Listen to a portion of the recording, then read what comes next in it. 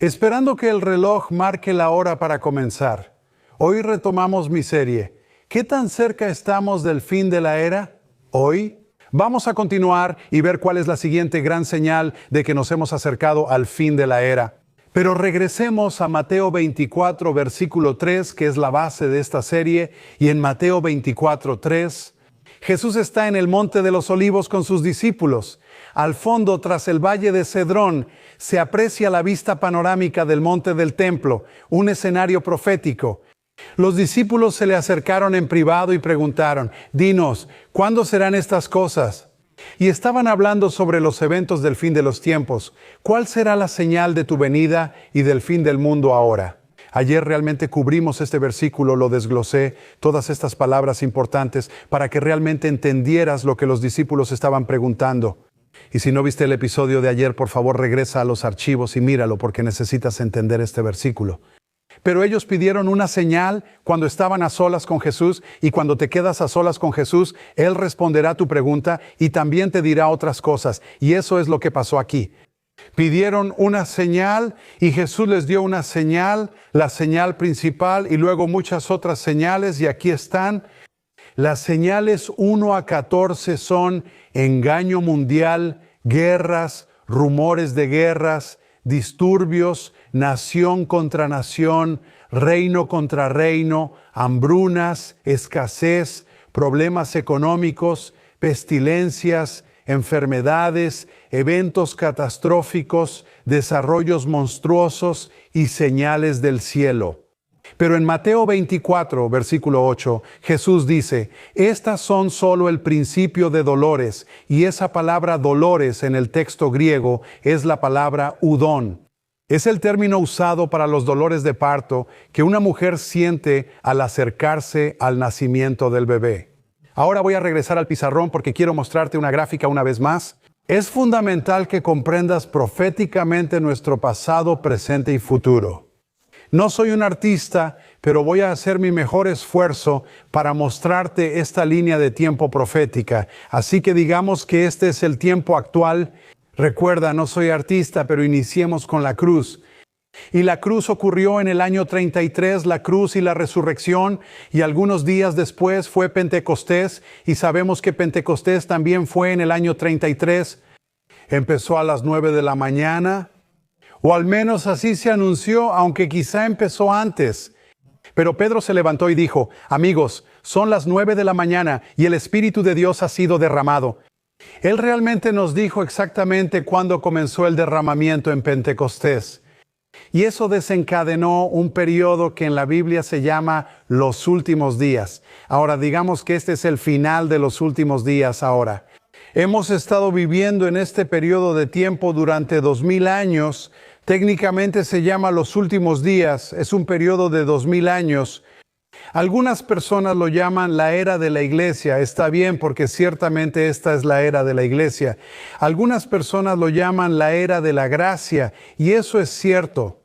Estamos viviendo en un periodo de la gracia de Dios. Y por cierto, cuando lleguemos aquí y comience la tribulación de 7 años, esta era de la gracia va a terminar. Dios empezará a tratar severamente a los impíos. Gracias a Dios vivimos en la era de la gracia, la era de la iglesia.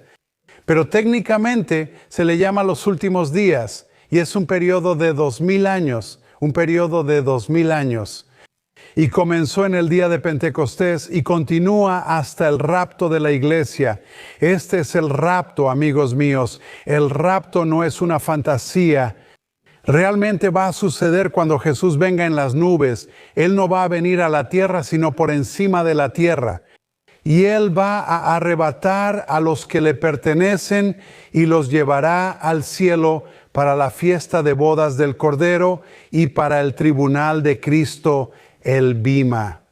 Y este es un periodo de 7 años, que también en la tierra se llama la tribulación, Ahora, este es un periodo de tiempo de 2000 años. Y cuando los discípulos preguntan: Señor, ¿cómo sabremos cuándo serán estas cosas? ¿Cuál será la señal de tu venida y del fin de la era? No hablan de todo el periodo, sino del final de la era aquí. ¿Cuáles serán las señales para saber que estamos aquí? Ahora debes ir a Mateo 24, versículo 8, donde Jesús usa la palabra griega udón, que describe los dolores de parto de una mujer. Y Jesús dijo, cuando lleguen al final de los últimos días, cuando lleguen a la culminación de este periodo, todas estas señales comenzarán a suceder. Y será como los dolores de parto de una mujer ahora. Recuerdo cuando Denise dio a luz a Pablo, que fue nuestro primer hijo. Cuando sintió su primer dolor, ni sabía si era de parto, dijo, Rick, solo sentí algo. Tal vez fue una contracción, pero pronto dejé de adivinar y supe que estaba teniendo contracciones. Comenzaron a llegar cada vez más rápido y fuerte hasta que eran contracciones continuas, una tras otra. Ella se preparaba para tener a nuestro primer hijo. Jesús utiliza la palabra udín, que significa contracciones o dolores de parto, para explicar. A medida que llegamos al final de la era, el mundo en general comenzará a experimentar episodios ocasionales. Pero a medida que pasa el tiempo, habrá más y más y más y más y más y más y más, justo como una mujer que está en contracciones preparándose para tener un bebé. Hasta que sea uno encima del otro, encima del otro, encima del otro, todas estas señales comenzarán a acumularse una sobre otra. Y si tienes mi edad, sabes que hace apenas 50 años, estos eventos que sacuden al mundo y que ahora ocurren todos los días, solían suceder de vez en cuando y realmente eran grandes noticias. Pero ahora hay tantos de ellos ocurriendo simultáneamente que la gente casi está insensible a lo impactantes que son estos eventos. Hemos sido cocinados en esto y ahora simplemente estamos viviendo una contracción tras otra, una encima de la otra, una encima de la otra. Y todo esto es una señal de que nos estamos acercando a la conclusión de esta era y al nacimiento de la siguiente era, y el final de esta era terminará con el rapto de la iglesia. Seremos llevados al cielo para la fiesta de bodas del Cordero y el tribunal de Cristo y el juicio de Cristo. Va a ser glorioso, pero esos 7 años en la tierra serán un tiempo de tribulación. Y al final de esos 7 años Cristo vendrá.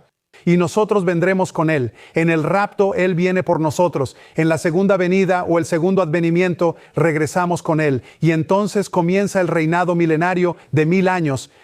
Ahora quiero leerles algo de Hechos capítulo 2, porque en Hechos capítulo 2 está ocurriendo el día de Pentecostés.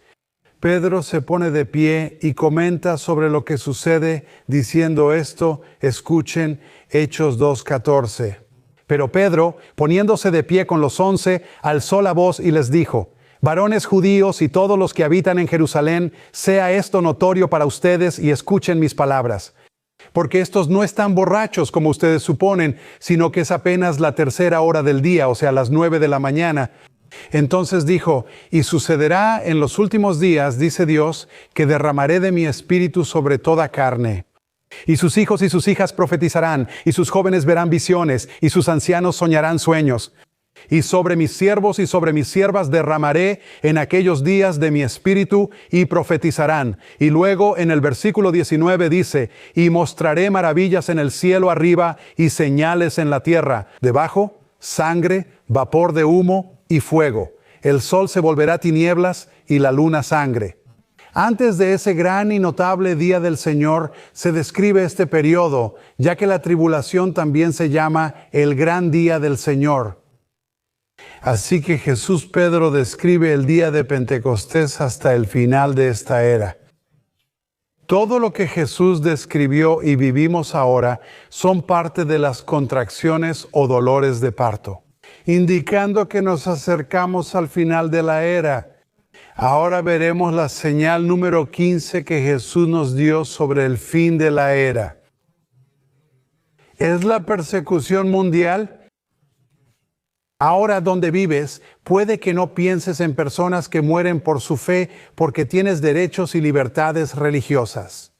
Sé que hoy en el mundo occidental hay presión sobre los cristianos, pero en otros lugares la gente aún sufre por su fe. De hecho, en este momento, más de 200 millones de cristianos están sufriendo en algún grado por su fe. Escucha lo que dicen las páginas 117, 120 y 124 de mi libro, Señales que verás justo antes de que venga Jesús. Son días serios. Nunca debemos pasar por alto el hecho de que aproximadamente el 75% del mundo en este momento vive en situaciones que son precarias para los creyentes. De hecho, solo una pequeña fracción del mundo no conoce la persecución cristiana, según el Departamento de Estado de los Estados Unidos. Los cristianos en más de 60 países enfrentan persecución por parte de su gobierno o de sus vecinos simplemente por su fe en Jesucristo. El Departamento de Estado de Estados Unidos confirma que en más de 60 países los cristianos son perseguidos por su fe. Más de 200 millones de cristianos están sufriendo algún tipo de persecución por su fe. Y por definición, estas persecuciones incluyen acoso, presiones, dificultades en la vida y hostilidad, y muchas veces violencia, e incluso pueden llevar a la muerte. Simplemente por llamarse cristiano. La persecución abarca desde presiones familiares y comunitarias hasta aflicciones del gobierno y violencia de grupos terroristas.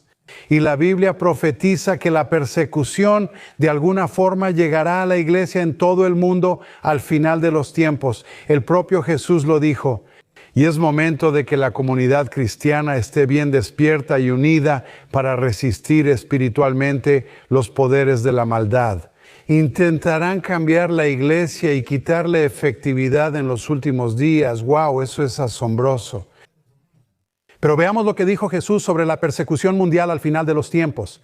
Vamos a Mateo 24:9 que dice, los entregarán para ser afligidos. Quiero mostrarles la palabra afligidos. Ahora les voy a mostrar muchas palabras que van a estar esparcidas por todo el pizarrón. La palabra afligidos, esta es una palabra muy importante. La palabra afligidos es la palabra griega thlipsis, thlipsis. Si quieren escribir esto en inglés, se escribiría así. Esta palabra thlipsis es muy importante. Es una palabra griega que describe una situación de mucha presión. Se usó por primera vez para describir un acto de tortura en el que tomaban a una persona, la ataban con cuerdas, la acostaban de espaldas y le decían que rechazara su fe o admitiera un crimen. Si la persona no obedecía, le dejaban caer una piedra encima y le decían, retráctate o rechaza tu fe. Si se negaba, seguían bajándola hasta que finalmente, talipsis, sentía toda la presión sobre él. Y finalmente, si no obedecía, cortaban la cuerda, la piedra caía y lo aplastaba, y por lo tanto describe una situación aplastante o debilitante. Representa aflicción, tribulación, problemas, gran presión, presión aplastante, presión sofocante, una opresión terriblemente fuerte que amenaza la vida. Jesús dice, esta presión llegará a creyentes en todo el mundo. En Mateo 24, 9 y 10, Él añadió que te matarán. ¿Qué significa eso? ¿Matar? Bueno, la palabra matar es la palabra griega apokteno. Esta es una palabra terrible. Si estás tomando notas en inglés, la escribirías así. Apokteno describe carnicería. Tal vez no conozcas cristianos en tu vecindario perseguidos, pero hoy en día los cristianos están siendo masacrados. En todo el mundo hay mucha matanza de creyentes en África y en el Medio Oriente. Amigos míos, esto está sucediendo ahora mismo. Y de hecho esta palabra apokteno significa masacrar, asesinar, descuartizar, matar sin piedad o torturar. Es una matanza total. También puede significar una sentencia de muerte. Muchos creyentes actualmente viven bajo esa condena en el mundo. Ya vimos que 200 millones de creyentes sufren en todo el mundo. En Mateo 24, 9, 10 Jesús dijo, serán odiados por todas las naciones por mi nombre. La palabra odiados también es muy importante, así que vamos a verla. La palabra odiados en griego es la palabra miseo, que se escribe así. En inglés sería así.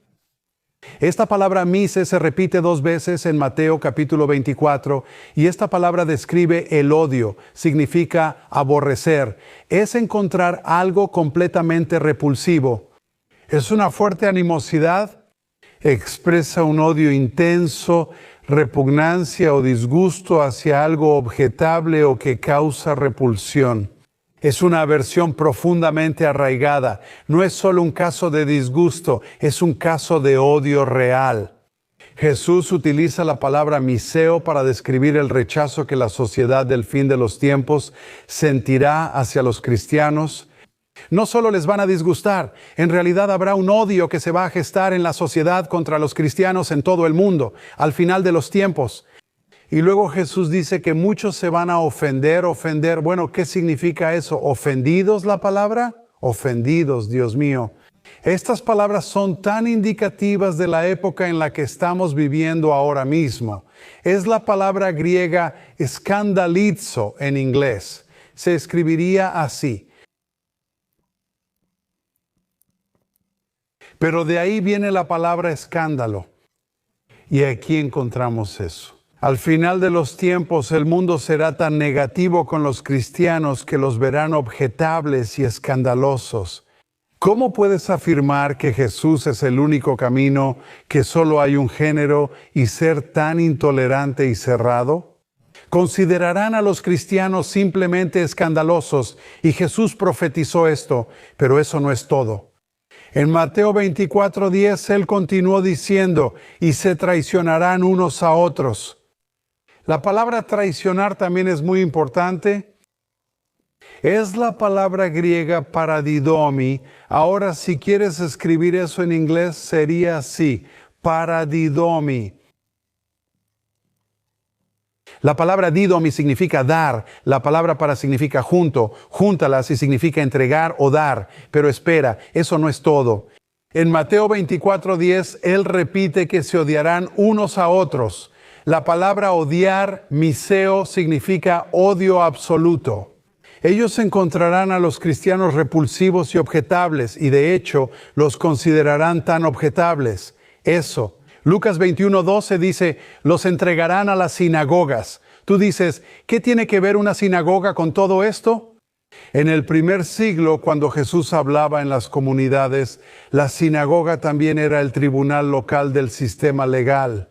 Cuando Jesús dice que los entregarán a las sinagogas, se refiere a que los entregarán al sistema legal.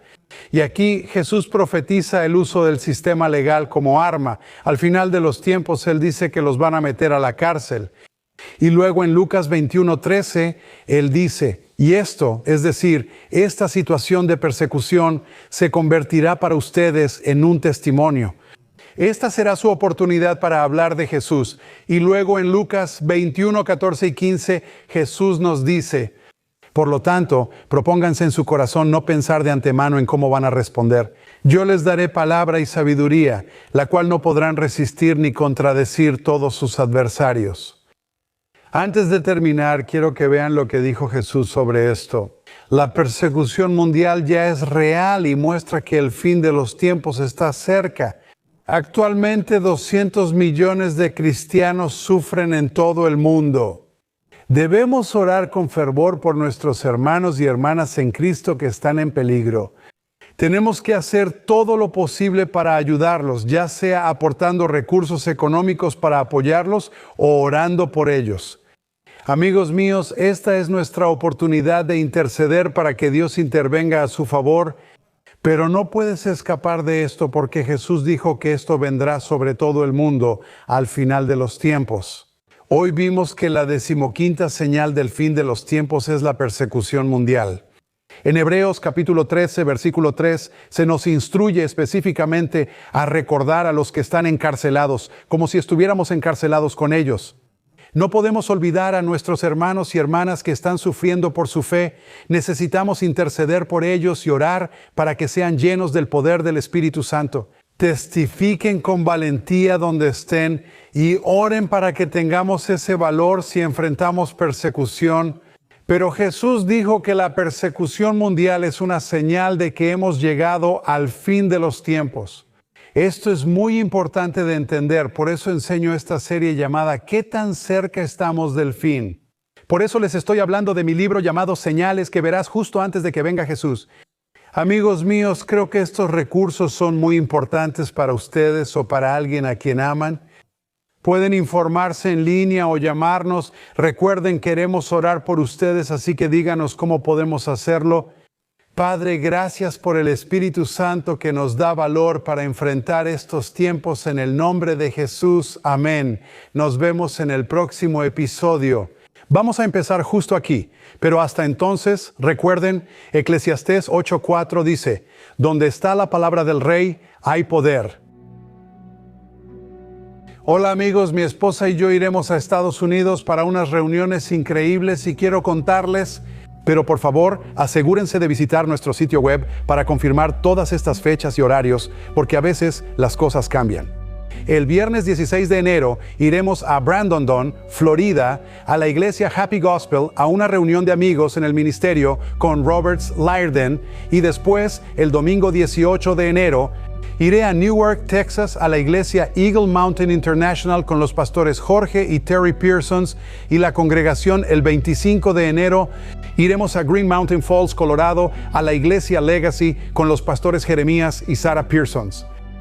El viernes, sábado y domingo, 30 y 31 de enero y 1 de febrero, vamos a ir a Mesa, Arizona, a la iglesia de Vita para estar con los pastores Benjamín y Cara Díaz. El domingo 8 de febrero, vamos a ir a Southfield, Michigan, para estar en la iglesia Palabra de Fe con el obispo Keith y la pastora Deborah Butler. El domingo 15 de febrero, iré a Tulsa, Oklahoma, a la iglesia Millennial con los pastores Pablo y Karen Brady. El sábado y domingo, 21 y 22 de febrero, iremos a Midland, Carolina del Norte, para reunirnos con una iglesia y estar con el obispo Alan y Tara. Didio y amigo, quiero invitarte a que vengas a una de estas reuniones. Estamos esperando verte ahí. Gracias por acompañarnos hoy con Rick Renner. Para más información sobre los ministerios Renner y recursos de productos, visita renter.org.